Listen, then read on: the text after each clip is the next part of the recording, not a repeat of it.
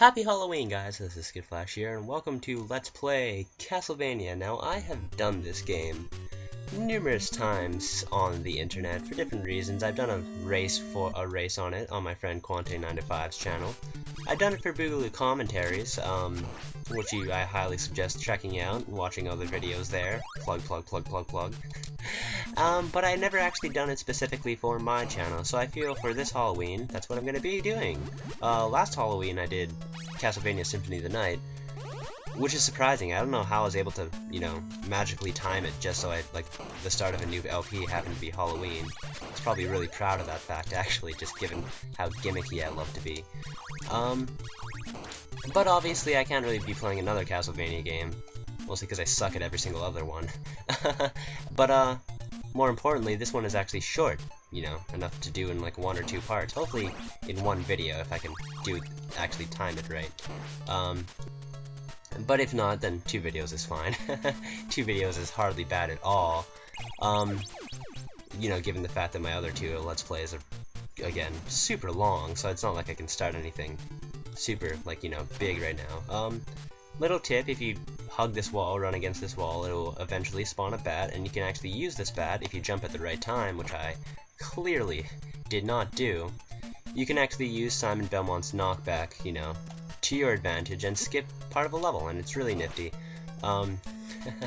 Typically knockback is always like a horrible thing with the Castlevania games.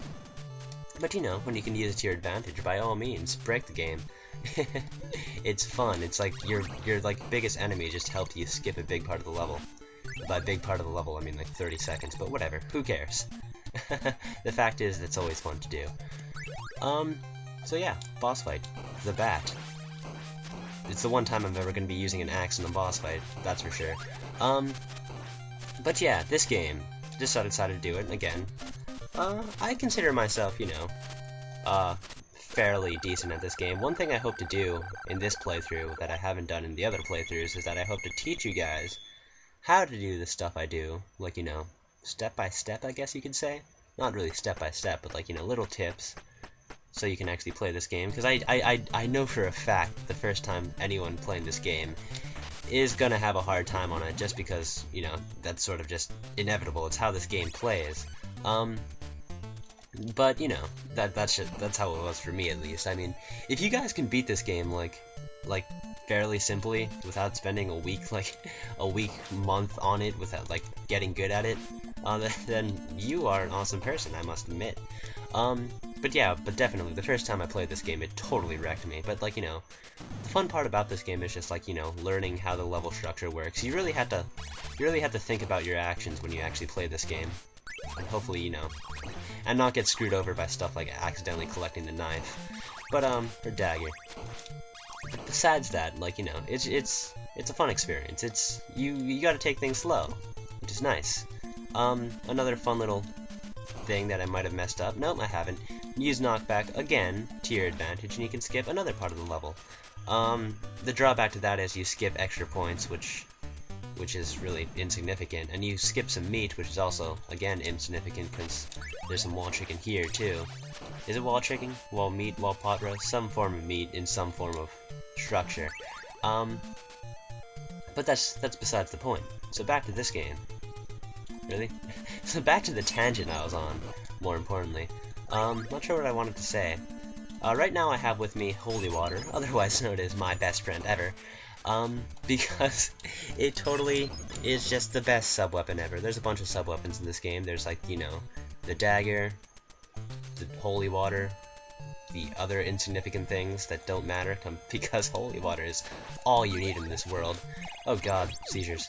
In fact, holy water is more of holy water honestly is the real hero of this game.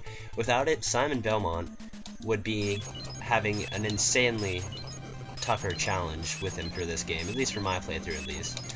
And I'll be using it to cheap out all the bosses, just like I'm doing for Medusa, who is gone. She met the light. But yeah, so just keep that in mind. There are 6 stages in this game. I guess we're on stage 6. There are 6 levels in this game, and so it's fairly short. Again, hopefully I'll be able to beat it in less than 20 minutes. I guarantee you I can do that. Bold words. But yeah, so it's just, a lot of this game is just, you know, memorizing the layout and doing stuff to make sure you don't suck. There's wall chicken here in case the first in case the first 15 seconds of this level were just too intense for you to handle. I've been saying too much. I should stop doing that. Who really knows? This is so like out of the blue, honestly. Like I know it's Halloween, but honestly, like, is other than that, there's really no reason to do this. I'm so like, you know, screw it. Huh. Okay. I died. Well then, that's very, very unfortunate actually, because I was hoping to do this without dying. But no, guess not. I'm pretty sure I've done it once before. Never on recording though, because that would just be too much to handle. Every time you die, you also lose your whip upgrades, and your sub weapon. And if it's holy water, usually it also accompanies with your hopes of actually beating the level. At least for levels 3, 4, and 5. That's typically how it is. If you lose your holy water, you die. Also back there, on the stairs, make sure you actually walk off the ledge instead of jumping off the ledge, otherwise it spawns a ghost that gives you a tough time. You might have just noticed we got a 1-up. That's what score is mainly for. You collect a certain increment of points, and you get a 1-up for doing it. It's not really needed for this playthrough, because I doubt I'm going to be getting a game over. The last time I did have a failed recording of this, and the last time that happened, I said, like, I doubt I'd be dying, but, you know, obviously, I can't say that now can I? But yeah, what was I gonna say? I'm not gonna get a game over. These things, random point bags like this, not sure of their purpose. Make sure you don't hit this candle, because this candle has a stopwatch in it, and we don't need a stopwatch. Stopwatches don't work on the bosses after Medusa. They're immune to time, or however that works. If Tales of Xillia 2 was out, I might be able to make some, like, you know, incredibly nerdy reference. But it's not.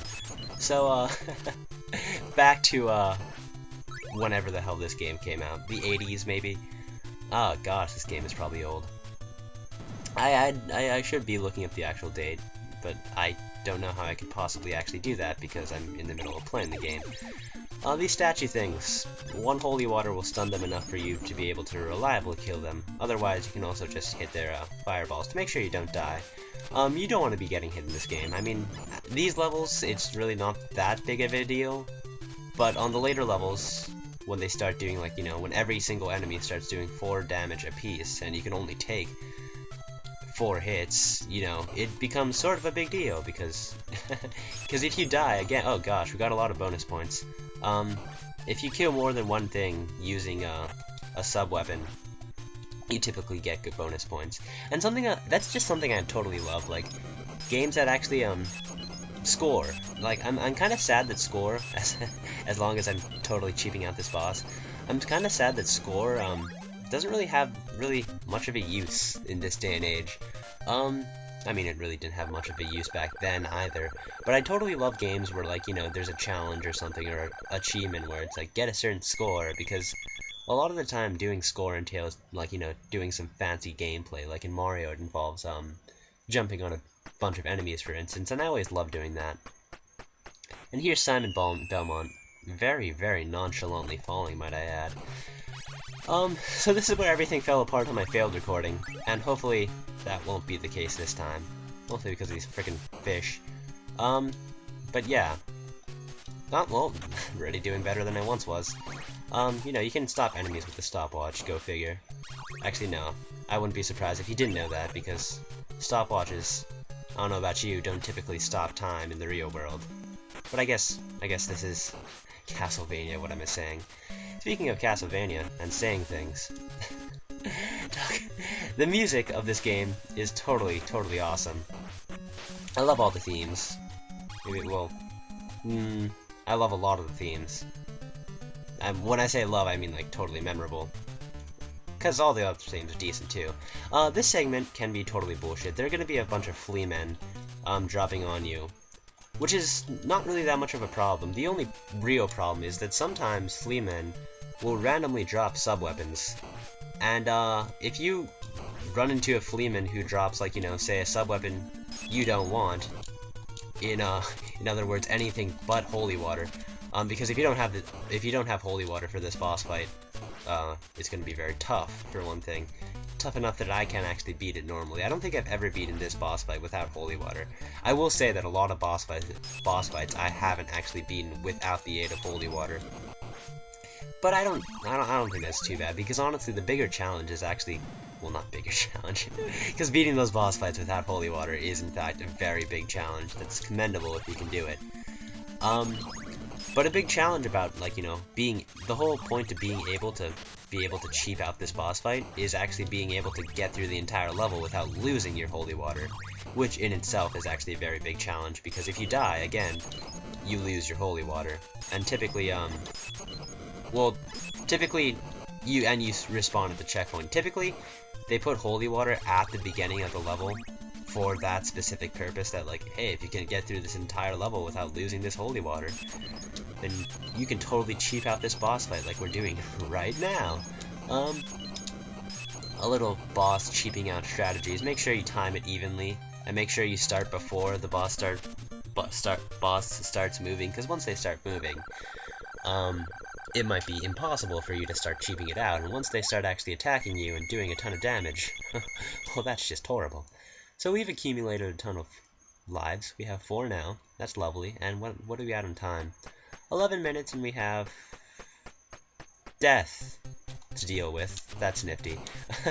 And we have 2 more stages. I feel like we can do this in one part. No worries.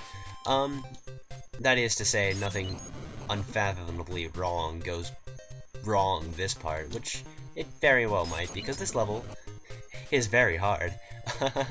You know it's hard because this awesome music is permanently etched into my mind, because I've been listening to it for so much. The first time playing this was just absolute death.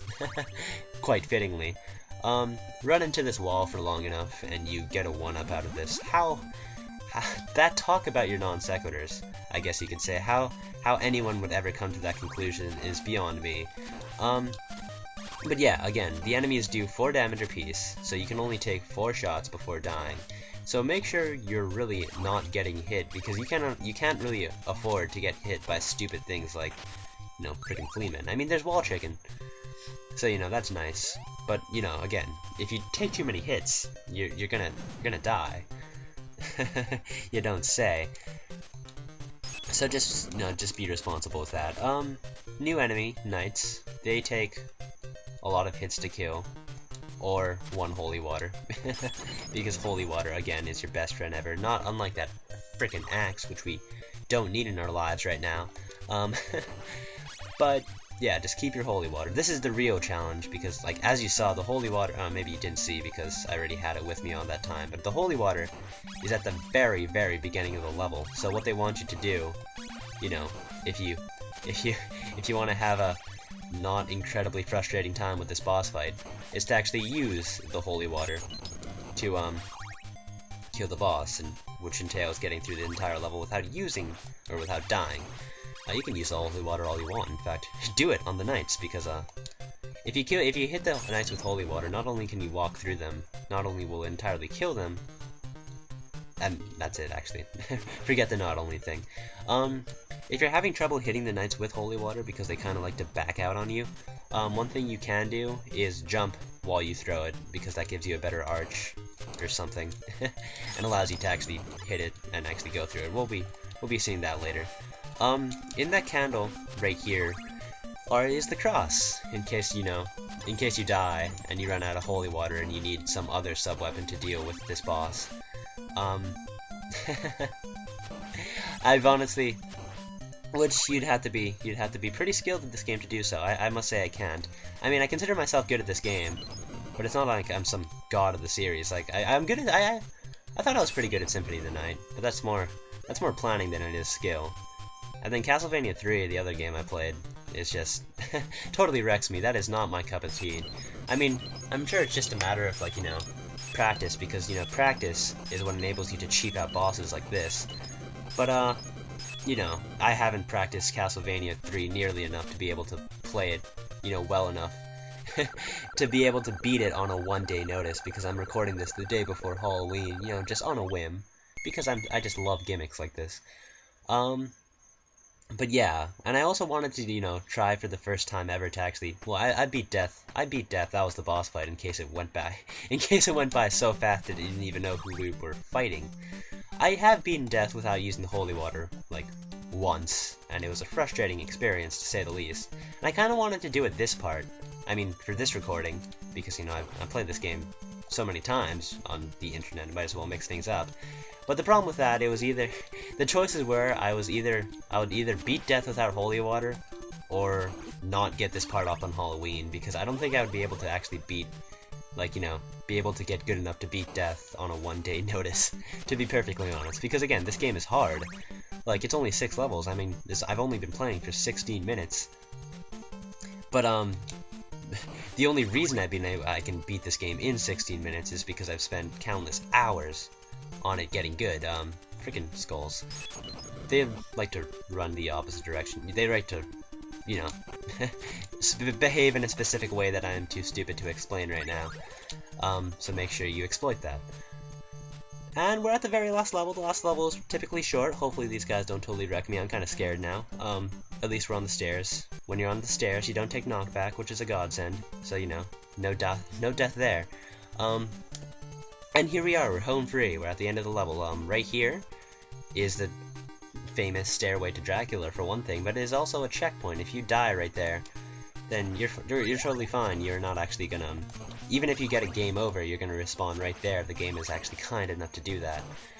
So that's nice. I highly doubt my ability to actually do this boss fight, even though it's a very, very slow-paced boss fight, but it's also very, nerve-wracking, because you can only take so many hits on this boss fight, and then every time you miss, you just slowly lose your confidence, and then, you die, and then it's not fun. I mean, I guess, the stakes aren't really too...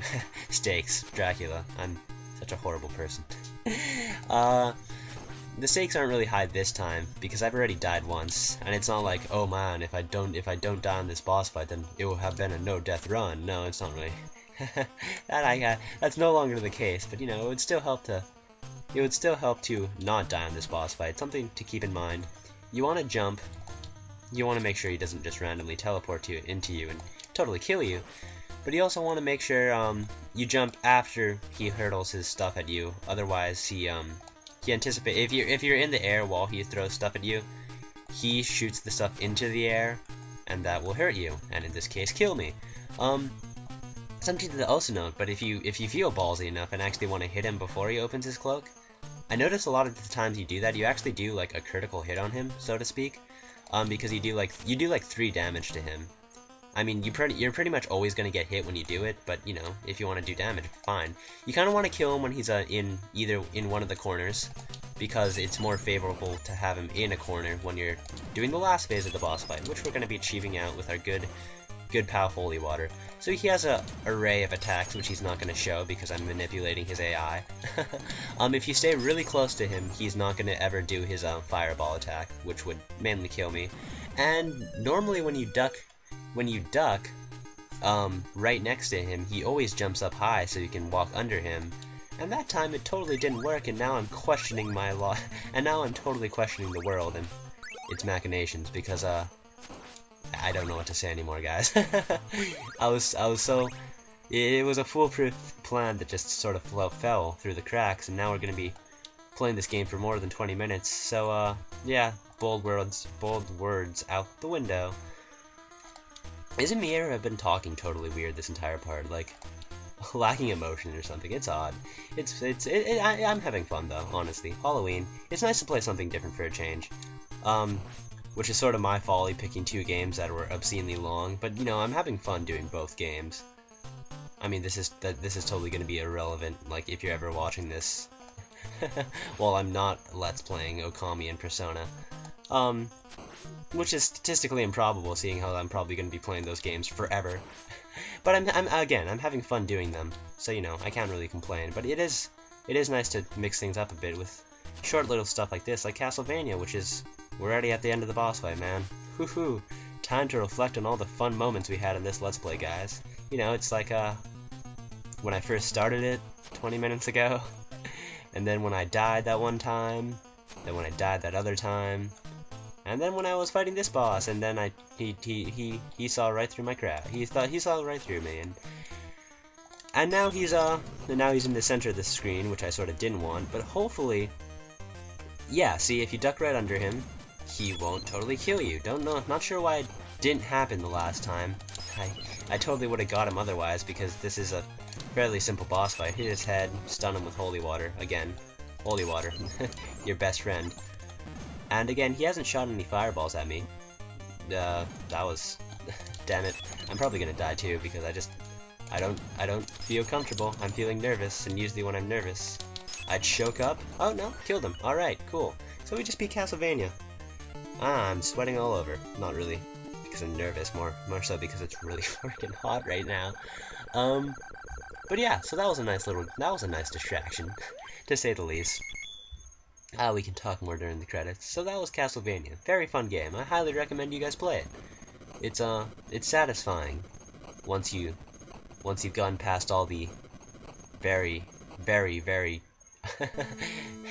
constant headaches you get from playing this game. But yeah, so I like games that do that, difficulty. I don't know, a lot of the times in platformers that are just incredibly difficult, I will rage on them. But they are definitely, I mean, unless they're bad games. But if they are fun to play and they're difficult, then they are fun to play regardless. And this is one of those cases. I just had fun. These are also very fake names. So credits. I don't know if there's an actual way to actually see the real credits. That's funny. This is the one game I can think of that don't actually have credits like this. I'm off the top of my head right now. And Simon Belmondo. Okay, so that was it's Simon Belmont, but whatever. So yeah, thank you for watching, guys. If you beat the game, you get this hard mode, which makes it so you start off right off the bat, with bats chasing you, for one thing. No, safe area as of right now. And there's more enemies to totally screw you over, and there's more and you start taking damage. You take 4 damage right off the bat. So yeah, that's just not a fun experience that I feel like having right now. So in the next time, there won't be a next time, because this was a one-part LP, ain't it swell? So hope you have a good Halloween. Hopefully I don't actually get totally lazy and not post this by Halloween. But until then, when is then? There was no then I implied, but I should be ending the part right now. Thank you guys all for watching. Bye.